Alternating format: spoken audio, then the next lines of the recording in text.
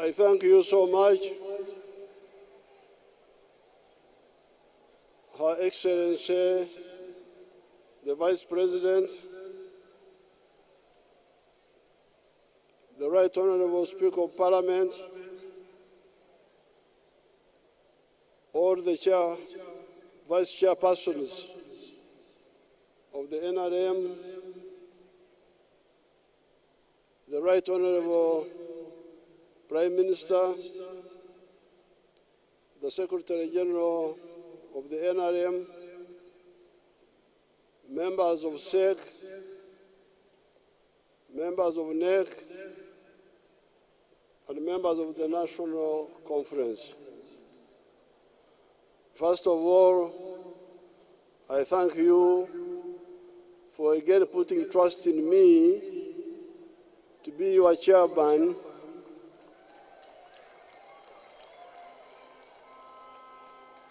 of the NRM for the period 2026, 2025, 2031.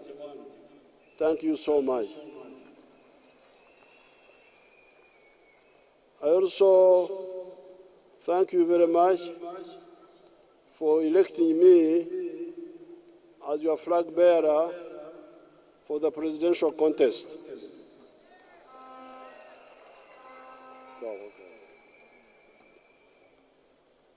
For the presidential contest for the position of President of Uganda for 2026-2031.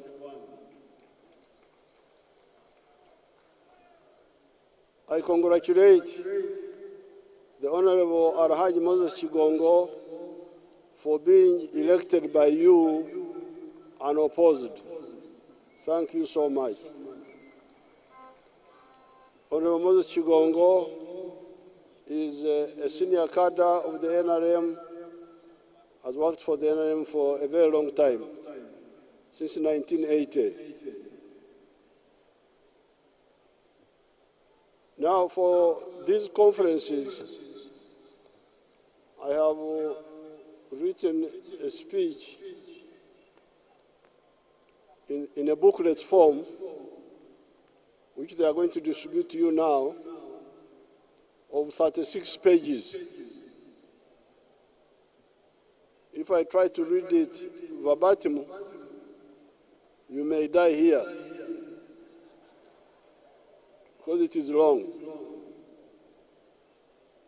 Therefore, I will pick highlights from this booklet here. When I am talking about Uganda, I normally cover more than 1,000 years of this part of the world. Some people make a mistake and talk about Africa as if it did not exist until the Europeans came here to colonize our ancestors. We were here long, long ago. We have been here for 4.5 million years. But I normally speak about the last 1,000 years.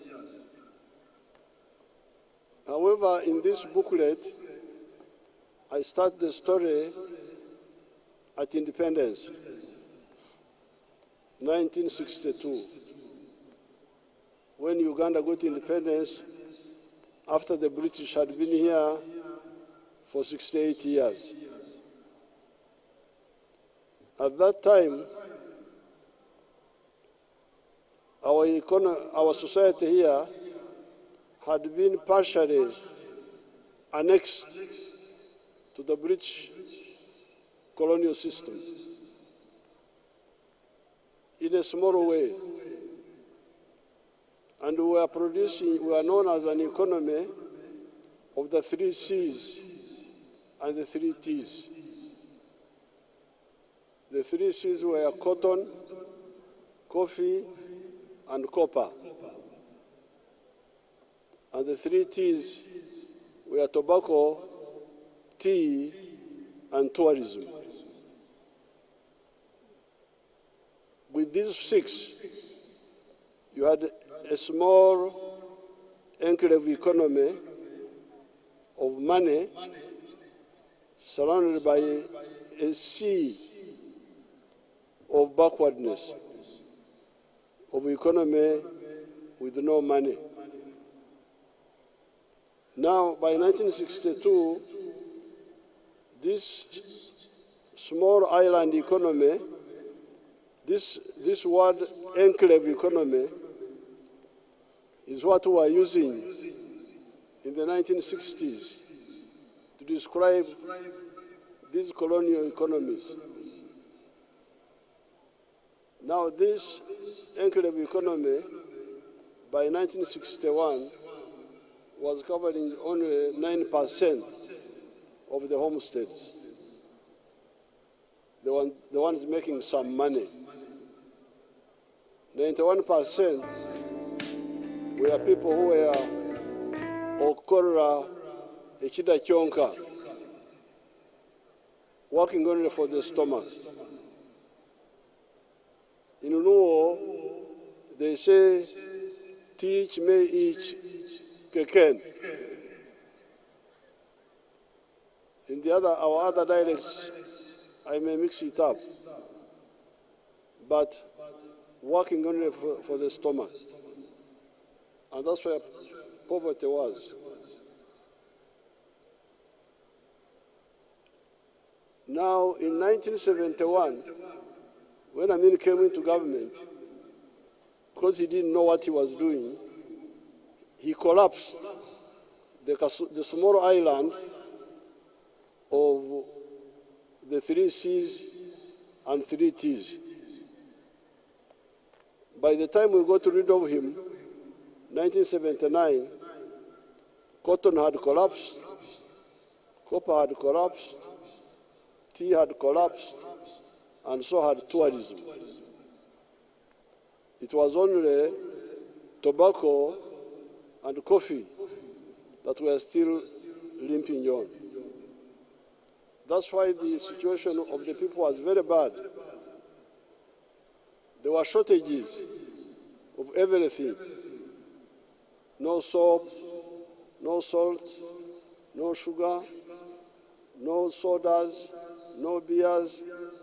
Our beer drinkers were drinking beer from Burundi called Primus, and some beer from Congo. There was no beer here.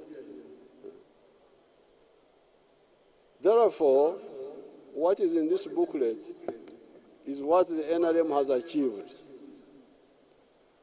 When we came in, we knew exactly what to do. And that's why the economy of Uganda has recovered. And as I speak today, we have gone through 5 phases. Phase number 1 was minimum economic recovery, where we brought back some of the seeds. We brought back cotton. We brought back coffee was there. We brought back tourism, and we brought back tea. Some of the seeds and the teas came back. But we also defeated magendo, smuggling, Chibanda, foreign currency black market, Oksamura, speculation. And we called that the phase of minimum economic recovery. Then phase 2 has been the expansion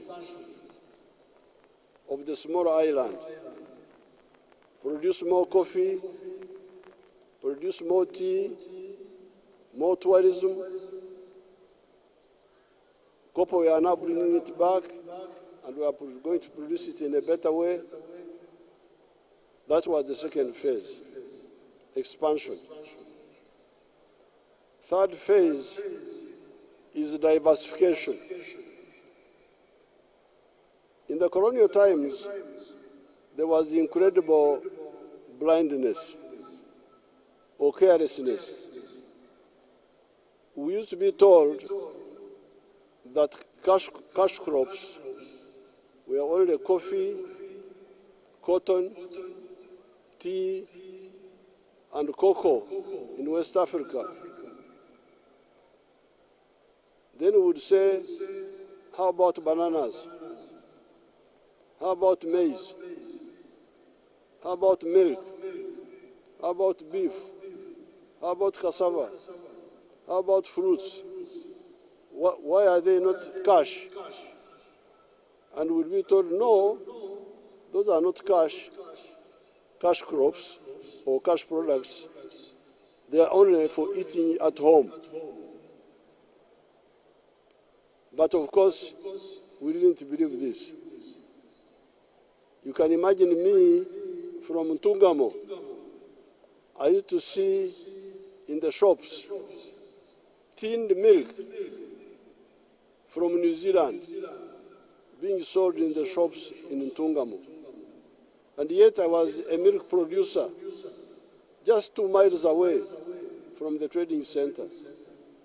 But my milk, my father's milk, was not being sold in the trading centers. So when we came, we diversified the economy.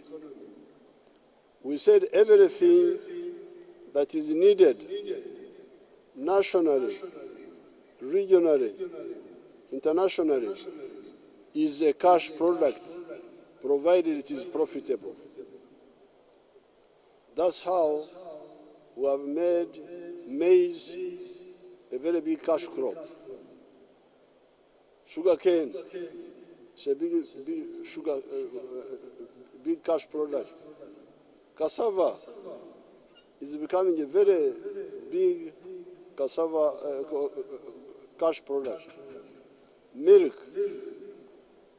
beef, bananas, fruits, vegetables, all those are cash products.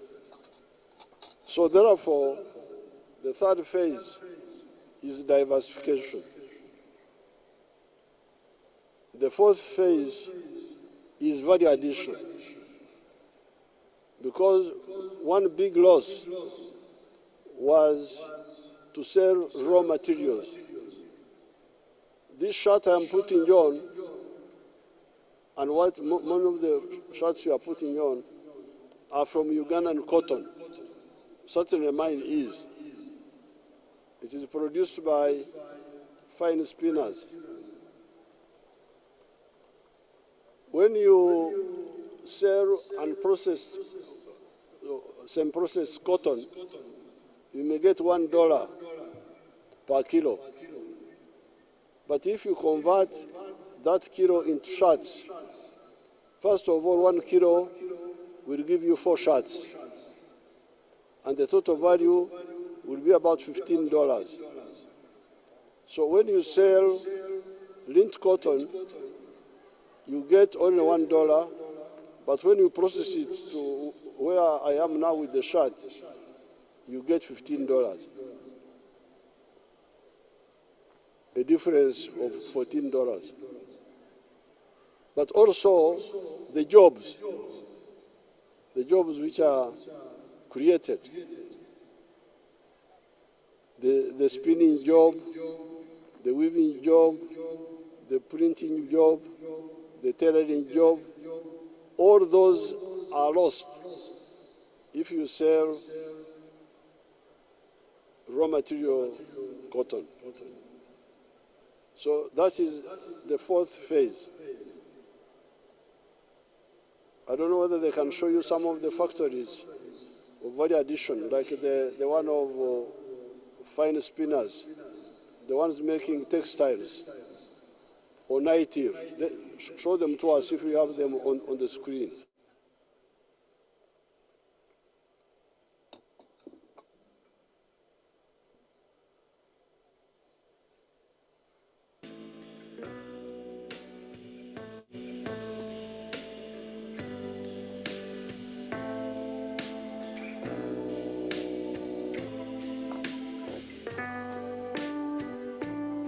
can see, freeze it there, freeze it there.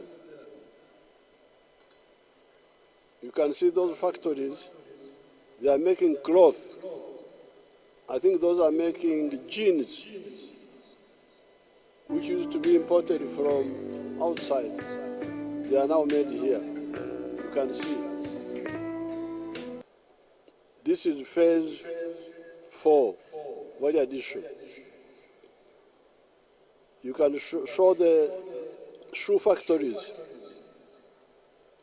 if you have them, or the ones done by our youth in the skilling hubs.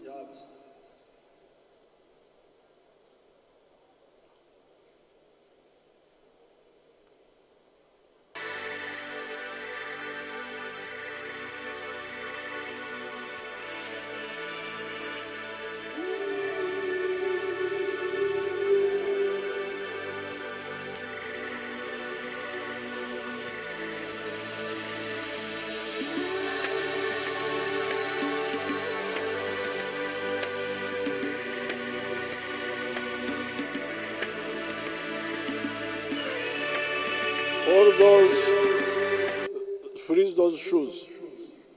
All those are products which we used to import from outside. And yet they are from our raw materials. You can imagine the cattle keepers and goat herders who have got a lot of leather, who are importing shoes from outside, importing furniture from outside, importing those metallic doors from outside. You can see not only the big factories, but even our small young people are doing them now. So that is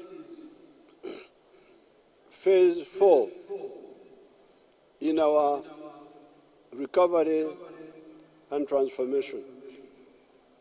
Phase 5 is the knowledge economy, the economy of the brain and the skills of the hand. And the best example are the vehicles which your people are now making here. The Kira electric vehicles which are being made by your people. Let them show them to you.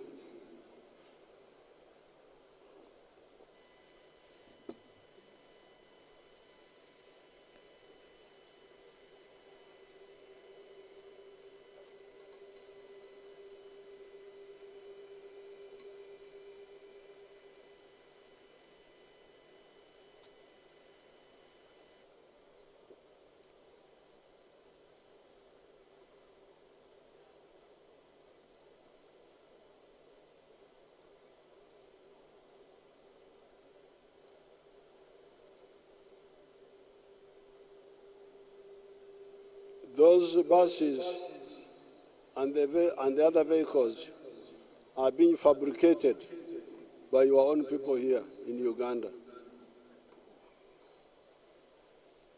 Now, these are the 5 phases.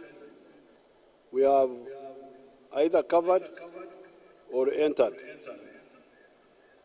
Now, because of this, the economy has grown in size from $3.9 billion to about $66 billion now by the foreign exchange method. By the PPP method, purchasing power parity method, 188 billion. If you take the exchange rate methods, the economy has expanded 17 times. This is where we are. That's why now we are saying now we need to enter a new phase. And this is what the main point in this booklet. It says time for the qualitative leap forward. want the economy to change completely, to become from 66 billion to 500 billion in the next few years. We are now a lower middle income country. We are targeting becoming a high middle income country of $500 billion in the next few years. And why do we say this? We say this because much of the 66 billion is raw materials. If we add value to even what we have now, we are going to hit that mark. Because take all our 10 million tons of bananas, they are mainly raw material. Much of the maize is still raw material. The cassava, all those products are mainly being used as raw materials. So therefore, the next phase which you are now supported us to push forward is to make this jump from lower middle income to upper middle income, to move towards becoming a modern society. A modern society means that you depend more on the products of the brain and the skills of the hand rather than the muscles. Instead of using hose, we should shift to using tractors. Instead of our daughters going to the well to collect water, the water should be brought by the pipes, not our girls to be the pipes. Instead of our girls blowing okutura, firewood in the fire, we need to use electricity, and so on, become a modern society. But in order to do that, we need to understand 7 words, which normally confuse people. Word number 1, peace. Edembe, obusinge, kuch.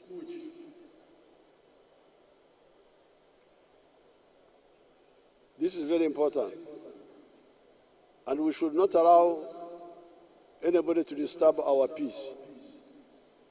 If you see anybody disturbing our peace, please tell him clearly, don't disturb our peace. Even in these elections, which we are having, don't allow people who create friction by doing wrong things. Tell them openly, don't disturb us. We want peace. And peace is based on amazima, on the truth. Ada. NRM has been able to keep peace here for the last 40 years. This may be the first time in the last 600 years when we have had peace in this area continuously for so long. Otherwise, in the pre-colonial times, there was always wars among the tribes, except in the time of the Bachwezi, 900 AD to 1400. That's when we had some peace in the whole area. Otherwise, during the time of the kings, we had wars, and during even the time of the British, the area was never pacified. So we have been able to bring peace because of our politics of unity. I am glad your dance group here was able to show that. We don't believe in the politics of identity, we believe in the politics of interest. So that is the one word I want you to have in your mind. Peace. Second word is development. Development means mainly enkulakulana, entunguka, Don Globo, Apol in the different languages, meaning infrastructure and other common things, other enablers. You can see some of the roads, they can show them there, which have been built from east to west, south to north. And we are going to continue. And even repairing the roads which have started going bad. Show us some of those roads, the new ones. You can see those roads. And we are now working on the railway, electricity, and so on. Now, but the big mistake, which you people need to be careful about, is that you spend most of the time talking about those roads and so on. Yes, those roads are very important. A tarmac road is good. A hospital is good. A school is good. It serves all of us. But at night, you don't sleep on the road. You don't sleep in the hospital.